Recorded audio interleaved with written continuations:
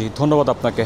আজ সারাদিন গোপালগঞ্জে যে এনসিপির কর্মসূচিকে কেন্দ্র করে যে উত্তেজনাকর পরিস্থিতির পরে কিন্তু গোপালগঞ্জ জেলা প্রশাসক থেকে কারফিউ জারি করা হয়েছে, যেটি রাত ৮টা থেকে বলবৎ হয়েছে। সেটি চলবে আগামীকাল সন্ধ্যা ৬টা পর্যন্ত।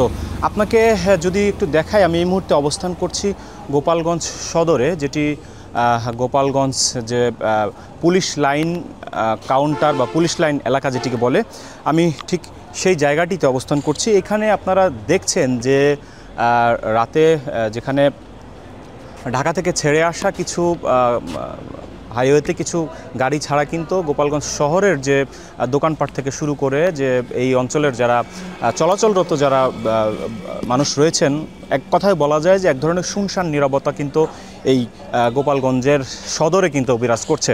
তো আমরা এই অঞ্চলের বেশ কয়েকজনের সাথে কথা বলেছি। তারা যদিও অনেকেই আমাদের সাথে কথা বলতে রাজি হয়নি, তবে আজকের যে সারাদিনের যে কয়েক দফা হামলার কারণে কিন্তু এখানে সর্বমোট 4 জন নিহত হয়েছেন, সেটি আমাদেরকে কিন্তু গোপালগঞ্জ জেলা সিভিল সার্জন নিশ্চিত করেছেন। এছাড়াও এই যে কারফিউ পরিস্থিতিতে বলা হচ্ছে যে আইনশৃঙ্খলা বাহিনীর সদস্যরা তারা কিন্তু সড়কে চলাচলরত এবং রাত্রে চলাচলরত যেই মানুষগুলো রয়েছে তাদেরকে কিন্তু যার যার বাড়িতে ফিরিয়ে দিচ্ছেন। তো সব মিলিয়ে আমরা যেমনটি দেখছি যে গোপালগঞ্জ যে সদর, যেটি বলা যায় যে একবারেই মেইন পয়েন্ট, এই জায়গাটিতে পুলিশ লাইন, গোপালগঞ্জ পুলিশ লাইনের সামনে একেবারেই শুনশান নিরাপত্তা।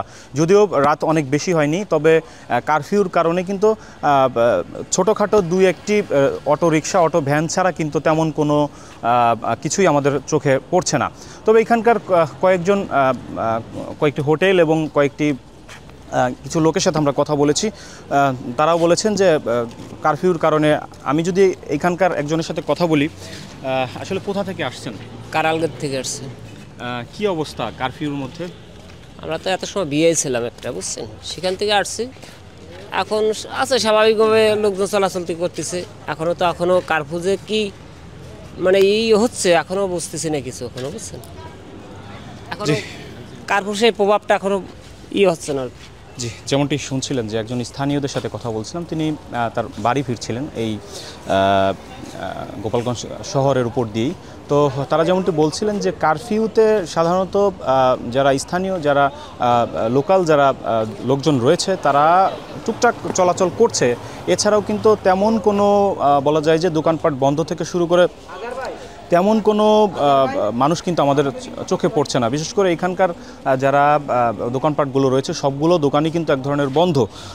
আপনাকে আরেকটি বিষয় বলি, সেটি এই যে গোপালগঞ্জ সদরের যে বর্তমান চিত্র, এটি রাত 8টা থেকে শুরু হয়ে আগামীকাল বিকাল সন্ধ্যা 6টা পর্যন্ত এই কারফিউ বলবৎ থাকবে। এছাড়াও আমরা এইখানকার ছোটোখাটো কিছু যানবাহন দেখছি, যেখানে একেবারেই বলা যায় যে গোপালগঞ্জ সদরে একেবারে শুনশান নীরবতা। তো যেটি আমরা লক্ষ্য করেছি, গোপালগঞ্জ ঢোকার পথে আমরা বেশ কিছু জায়গায়, বিশেষ করে গোপালগঞ্জের কাশিয়ানী উপজেলার বেশ কয়েকটি জায়গায় আমরা প্রতিবন্ধকতার এবং যানজটের দৃশ্য দেখেছি।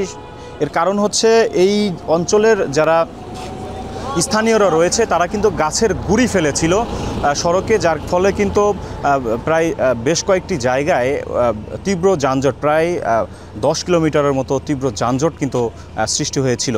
তো সব মিলিয়ে বলা যায় যে কারফিউ জারি করার কারণে কিন্তু গোপালগঞ্জের সদরের যে চিত্রটি দেখছেন এটি বর্তমানের বাস্তবতা। তো এই ছিল আমার কাছে গোপালগঞ্জ সদর থেকে কারফিউ পরিস্থিতির সর্বশেষ।